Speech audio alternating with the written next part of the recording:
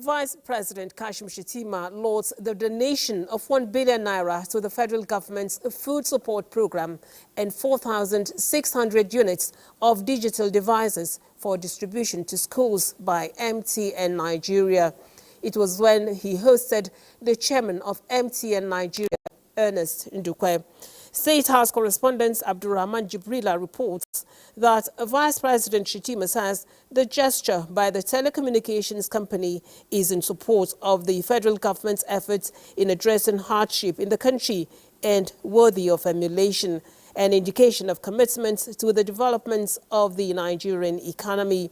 Shettima promised that the donation will be judiciously managed by the Federal Ministry of Industry, Trade and Investment and the Office of the National Security Advisor. On the distribution of 4,600 digital devices, each pre-installed with the U-lesson application, the Vice President says the MTN team will liaise with his office to work on the criteria for beneficiaries and to facilitate the distribution of the devices to secondary schools in the 6 geopolitical zones. The chairman of NTA Nigeria, Ernest Ndukwe, commends the federal government in reviving the economic fortunes of the country through various initiatives rolled out across ministries, departments and agencies of government. On the 1 billion naira donation, Ndukwe says it's in support of the most vulnerable, marginalized and undeserved communities to ensure no one is left behind. Youth empowerment is at the center of President Tinubu's administration. Vice President Kashim Shettima states this when he receives the leadership of the APC Youth Wing on a courtesy visit. Vice President Shettima says, apart from addressing genuine concerns affecting the youths, the administration's focus on young persons is premised on the trust and confidence the president has in them. He expresses confidence in the ability of the present administration in addressing all of the concerns raised across different quarters and appeals for more time for the government's plans and programs to make desired impact. He commends the leadership of the APC Youth Wing for their steadfastness, commitment and patience, assuring that all the group's requests would be addressed in due course. Borno State government has resettled another 1,100 households from 10 communities in Bama local government area, with a call on them to be resilient and to work in rebuilding their lives through agriculture. Governor Babagana Umar Zulum also inaugurated the 500 housing units for the voluntary resettlements at Ngurosoye village, 14 kilometers away from Bama, headquarters of the local government area. Mohammed Goni has the story. Bama local government, adjudged to be the worst hit by the years of insurgency in the northeast, still has the largest IDPs camp, in spite of the resettlement of Bama town, headquarters of the local government area. The state authorities say the continued resettlement of displaced families and communities is in line with the 25-year development plan, signifying commitment to building back Borno better and stronger and to close all camps by the end of 2026. The resettlement of 10 communities is said to be a significant move towards closing IDPs camps in the already congested Bama town. Each of the male and female returning heads of households receive household materials that include mattress, mat, blanket, mosquito net, a bag of rice, agrochemicals and 50,000 naira, while each housewife got 25,000 naira. The elated returnees expressed gratitude to the state government for giving them a new lease of life after years of displacement from their ancestral homes.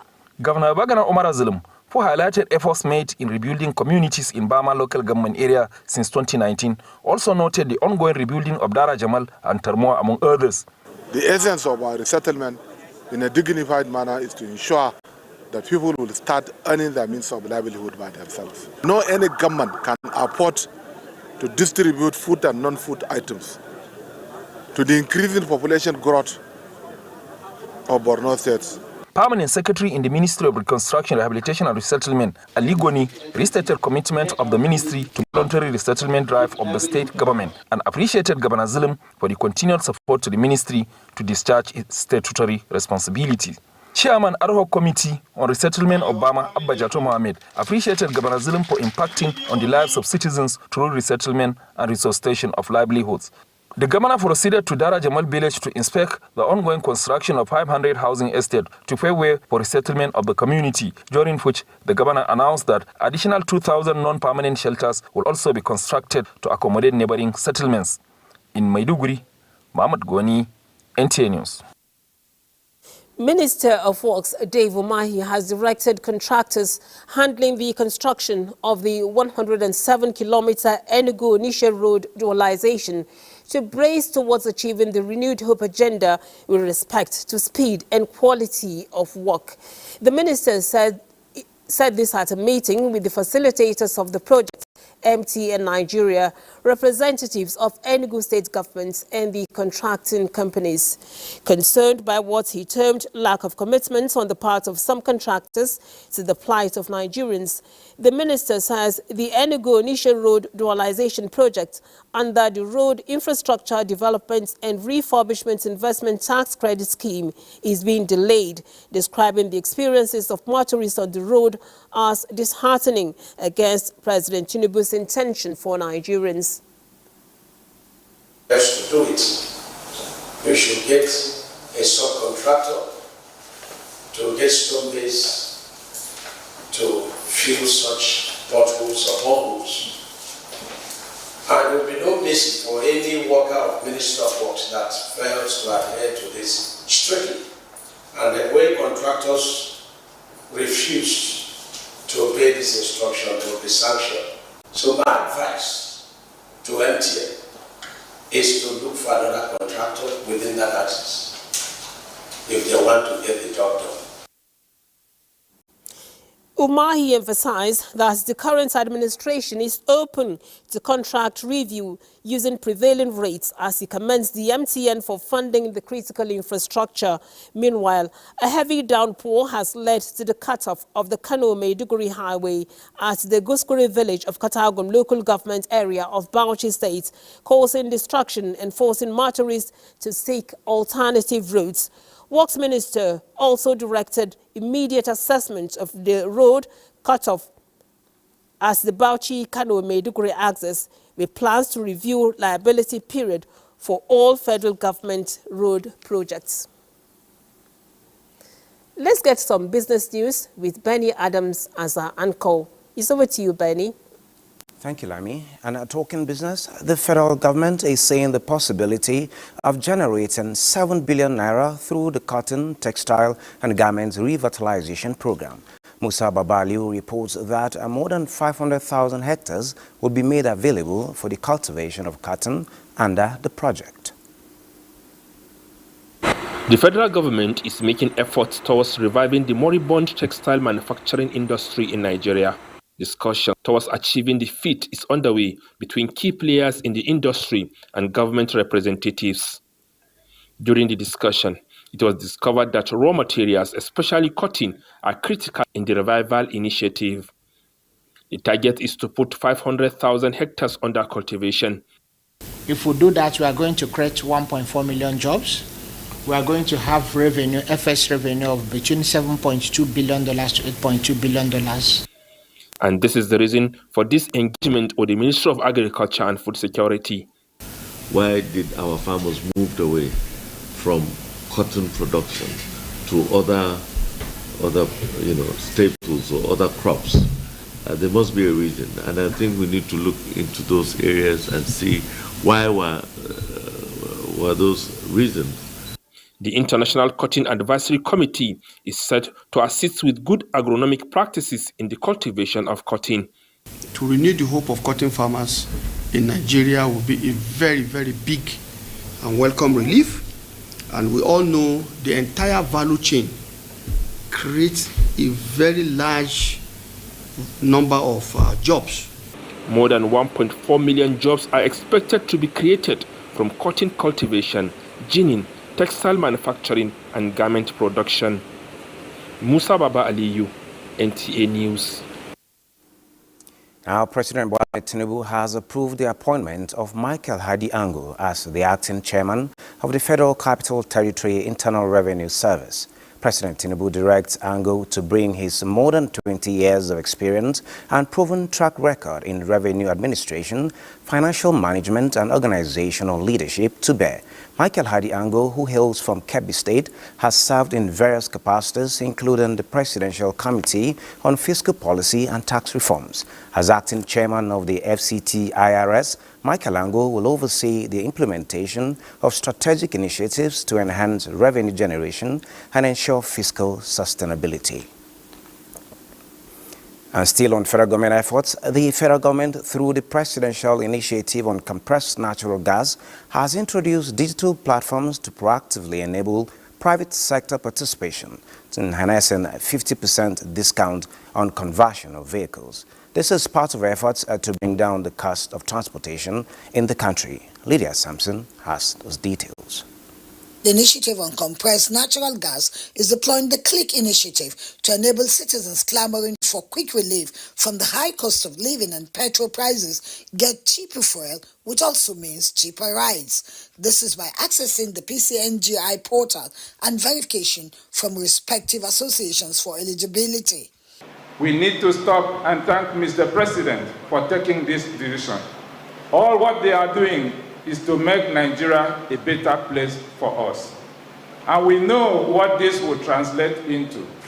CNG for the rideshare industry will mean that our young people going to work, going to school, going to party, going to have a good time, going to church and going to mosque, will be able to afford transportation. Key players acknowledged the revolutionary impact compressed natural gas will play in unlocking the economy across the value chains, with positive ripple effects on livelihoods. President Bola Ahmed Tinubu has spoken about his determination too. And what we are witnessing here today by PCNGI and its partners in the public and private sectors is yet another inspiring chapter on the journey of prosperity and development. CNG offers a guaranteed answer to this clamor, and this is why Naseni is very determined to focus on this area, bringing our operational principles of collaboration, creation, and commercialization very speedily. They note the key roles the digital platforms and CNG conversion will play in introducing eco-friendly and cheaper cleaner fuel towards reducing emission and enhanced climate-friendly environment. In Abuja, Lydia Sampson, NTA News. And at the end of the last weekday of trading on the Nigerian exchange, investors gained 270.31 billion naira as the all-share index advanced by 0.48%. A total of 477.4 million shares in 9,529 deals, corresponding to a market value of 8.168 billion, were traded. Today's data shows 21% decline in volume, 41% decline in turnover, but 5% improvement in deals. The current market capitalization is 56 trillion naira. And on the aggregate, 117 listed equities participated in trading, ending with 38 gainers and 19 losers. Veritas Capital Assurance recorded the highest volume of 103 million traded shares, followed by Owando with 52.4 million and United Bank for Africa, 42.8 million. That is it on business. But more news with Adiola, who is standing by in our Lagos studio. Adiola, you can take it away from here.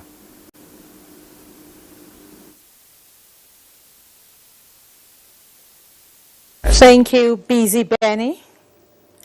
A memorandum of understanding to facilitate efficient carriage of cargoes from the seaport to the inland dry port has been signed between the Nigerian Shippers Council and the Nigerian Railway Corporation.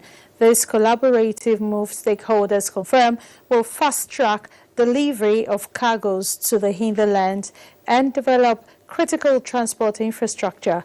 Amaka Owo reports that a communique was produced at the end of the summit.